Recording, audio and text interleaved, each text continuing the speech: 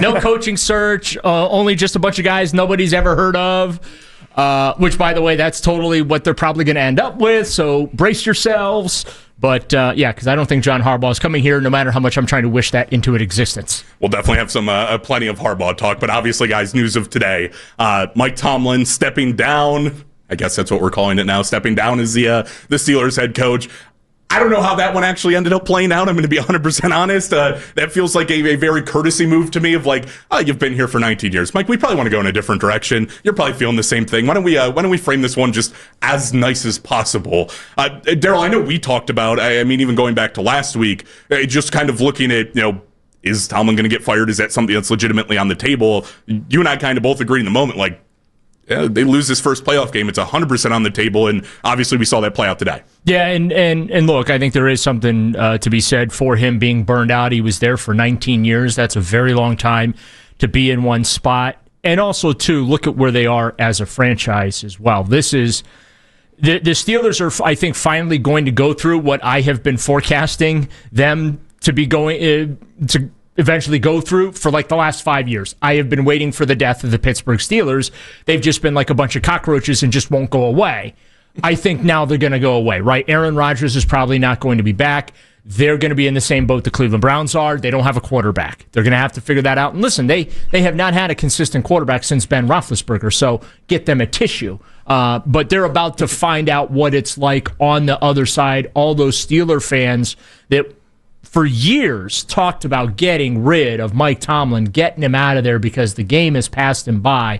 They're always good enough to win 9-10 games, but they lose in the first round of the playoffs. I think is what their ninth straight postseason loss, something like that. I mean, that's just absolutely bonkers. Yeah, and it's 5 straight by double digits. Right. They just haven't been competitive when they've gotten to the playoffs. I mean, it's become even a running bit for us. Like, I look at it and I'm like, I even walked into this game, and it's a 3-point spread according to Vegas, and we're sitting there and I'm looking at it, and I go, something just tells me, like, this game's not going to be a 3-point spread. Like, this is not going to be a close game just because I've watched 4 straight of the Steelers getting double-digit losses, and it feels like every time they get to this moment, whether they're projected to be close, whether the game's supposed to be a blowout, they just find a way that in the end of the game, it's a double-digit loss. And, like, score doesn't even tell the story of that game, right? It was close in several moments, but then you look at the end of the game, it's 30-6. Well, it was close, but you felt like the Texans still had it in hand. No matter how many times the Texans tried to give that game to the Steelers, Pittsburgh kept saying, thanks, but no thanks.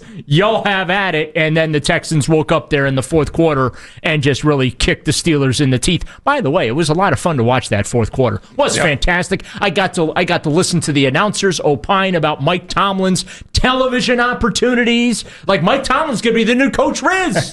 So that's media superstar sensation. I mean, that's kind of where it's at now. I think, Coach, I think you got him beat. I do think you have a little bit more personality on your side than at least what Mike Tomlin has shown us so far. Well, I'm interested to see, first of all, what happens. Obviously, it's a different level of expectations, right? You win 9 or 10, and they haven't been able to get over the hump. Now, the thing I'm interested to see is that they have always drafted very well, right? And I've said it for like 3 or 4 years now since I've been very involved with the draft. They seem to draft Steelers guys. I want to know what Tomlin's influence was on that, because guys like Peyton Wilson and Keanu Benton, these are guys that they liked more than everybody else. So I'm interested to see what happens with the draft and how they do that. But you're right. You do get stale. Daryl said it's 19 years. That's a long time. That's a long time. Sometimes you need a new start. Sometimes they need a start. I think the way they did it was kind of the right way to do it. Obviously, you give a guy a little respect that's won that many games, but you got to be careful what you wish for in Pittsburgh, right? Because you can be a lot worse than 9 or 10 wins, and kind of that's the thing you worry about. You can be a lot worse. I can't wait for Steeler fan to go through a 5-12 season. I honestly just think a we're beat down every week. I am itching for them to go through what Browns fan has gone through for the last 27 years. Well, I think the gross thing is we look at it. Just once. I think they're dying to go through it. Like, that's the weird part. Like, I think that you look at a Steelers team right now that is actually excited, right, to go like a 5-12. Like, I think fans to rebuild. Yeah, like no team's excited obviously to watch their team play out a 17-game season and see 5 wins. Hello, we just watched that at 2 years in a row. We got 8 over the last 2 years. But like, I think there is a part of it that, like, when you're the Steelers and you've gone through this consistent 19 years of never having a losing season where you haven't been able to draft top quarterbacks, you haven't been able to get the top end talent, especially offensively we've seen over the past few years, that I think even Steelers fans take a look at that first sort of go around, and they probably enjoy it a little bit. Like, okay, we get to the end, and now we're excited for draft time, and it feels like we haven't been excited for, legitimately excited for a draft. And a lot of fans, probably a majority of their life, if not their entire life. Like, I think that's the scary part. But I also do think it's odd as we look at it. Hey, obviously, anytime a coach comes free, what do we do in Cleveland? Go, is that a guy we want, right? 216-474-0092, right? That's what we do here. We throw it out. I do look at this. Like, we don't know if Tomlin wants to continue coaching, and the reports that we've gotten have been the feels that maybe he does want to take a year off. Maybe he does want to go into the media. And do we sit here today and feel like Mike Tomlin is a legitimate feeling that he could be in Cleveland by the time that this cycle is over and he's a legitimate chance to land here? No. I'm kind of in the same boat. I mean, Harbaugh's a long shot at this point. But no, I don't think Tomlin would end up here. He spent 19 years running laps around these guys. Why would he want to go back to Cleveland and deal with this? Well, and I think you're also dealing, right? He's not going to have the control, right? That's where you would assume when people say Harbaugh and Tomlin and Schwartz, these are guys that are going to want to be in control. These are the alpha guys the Browns have not had, and it's not really the way they think, right? They want guys who are going to fit in with the numbers and fit in with how they draft, and that's not really what they want. So it'll be interesting. I think Daryl's right. They go younger.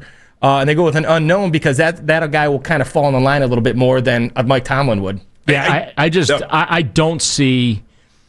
I really think that one of two things is going to happen. He's either going to end up in Miami with the Dolphins, or he's just going to go do television, the Bill Cowher route. But here's the thing. So now, Bill Cowher, when he first started doing TV, it was just, I'm going to do it for a year or two. He's still doing television. Right. Okay, I think Mike Tomlin's going to find out he can make almost as much money doing television than having to deal with everything you have to deal with in today's NFL, because the league has changed over the 19 years. I mean, it's funny. You go on social media right now, and the Harbaugh and Tomlin memes, right? The baby face pictures from when they were first hired, right, are out there talking about, well, the iPhone wasn't even invented yet when they got their start and whatnot. I think that Tomlin is going to feel the lack of stress that comes with sitting in a TV studio, and I think he's going to enjoy it. Well, and you get to, speaking of somebody who's done that at a much lower level, you get to scratch the itch, though. You get to do, when you do media, you get to do some football stuff, and you're right. You don't have to do all the extra, and when the game's over, you're done, and you're not worried about next week and the practice plans, and so much goes into it. And then you get a little bit of, scratch the itch, and then you're away. So it's not a bad gig. All right, guys, we're encouraging the wrong route. I'm dying for Tomlin to go anywhere. Like, I would love if Mike Tomlin stayed in football, and that's not even, I hope he comes to the Browns, because I sit here, would he be my top-tier head coaching candidate that I want? Probably not. Do I think Mike Tomlin's an incredible coach? Would I be mad if the Browns hired him and he was in the cycle? Right. Absolutely not, right? Like, the 19 winning seasons speak for themselves. But at the same time, I think you turn around and look at the impact that this can have, even on a Browns head coaching search, right? When we talk about, even if it's not the names of Harbaugh, like, is Harbaugh going to come here? We'll talk about it later in the show. Chances seem slimmer and slimmer. We've gotten moments of hope and moments of not. But I do kind of sit here and I go, okay, well, even the kind of like next tier big fish, even some of the first time head coaches who are garnering a ton of interviews, like a Jesse Minter, Mike Tomlin's one more name to just kind of pluck a Jesse Minter even closer to Cleveland. Like, one of the bigger, quote unquote, better jobs that are going to be available. Tomlin can go and snag one of those up and leave one less name, and the Browns can have a better choice at, their guy if somebody was trying to get to him first. This originally was not supposed to be a good crop or a good offseason to make a head coaching change. It was, deemed as a terrible one. Right, which meant naturally the Browns needed to make a coaching change, right? Just like finding a quarterback. Not the offseason to find a quarterback. The Browns are first up with the hands out looking. But Browns, Steelers, Ravens, 3 of the 4 teams in the AFC North. Then, of course, the Giants, the Titans, the Cardinals, the Falcons, the Dolphins, the Raiders. And I bet you we're not done yet. We still have to find out if Matt LaFleur gets that contract extension with the Green Bay Packers. He's 3-6 in his last 9 playoff games, and he's probably going to get a pay raise in Green Bay. That's just phenomenal work by him and his agent. But it's not guaranteed that that's going to happen. So the Green Bay situation isn't completely settled. And look, if the Bills don't advance and I think McDermott's on the hot seat. There's a lot of pressure on Josh Allen and the Buffalo Bills. So I don't know necessarily that even as we're talking right now about the 9 openings, including the Browns, I don't know that we're done. I think there could be 1, maybe 2 more that pops open before we get to the Super Bowl. And, does John Harbaugh look at that landscape and is he going to sit and wait, or is he just going to go ahead and pick his team, right? Because if Buffalo becomes available, you'd think that they would be a viable candidate for him. You've got an NFL MVP for a quarterback, right? Yeah. So Harbaugh's the first domino, I think, that has to fall, and then I think everything else will move. Mike McDaniel, who talked to the Browns, Kevin Stefanski, who's talking to everybody. He's such a terrible head coach that everybody in the league is interviewing him right now, okay? But it's going to be very fascinating to watch the next 2, 3, maybe 5 days unfold here, just to see how, not just from a Browns perspective, but just from a national perspective, how the coaching dominoes start to fall, and when do they start to fall? Yeah, and I think an interesting name you didn't even bring up. I mean, I would think compared to the other candidates you brought up, much more likely to stay, but Nick Sirianni is not exactly beloved in Philadelphia either right now. I mean, yeah, he made an offensive coordinator change, though, so he isn't going to go anywhere. Yeah, I would imagine he stays. He's making coaching adjustments right now, which tells me he's safe. That's usually the first step, right? You get rid of you do the coordinators, and then you're the next one, or the GM. So yeah, I agree with you. I think that that's where I think Stefanski should go. If you want to know the truth, go be an offensive coordinator in Philly. That's where I think he should go, because then he'll have, with all the pressure he's had the last 6 years, go be a coordinator, don't worry, and then say, hey, go talk to Coach Sirianni. That's there's something to be said about that. And then he only has to do one say nothing press conference a week. That's much better than the 3 we've gotten here. Actually, 3 plus a Zoom and a post game. Yeah, no, those are. I try to. I'm not going to say I tune those out, because I don't. I listen, but usually when they start, I tune them out. You find yourself drifting in and out. Yeah. Certainly, when I hear my 6th.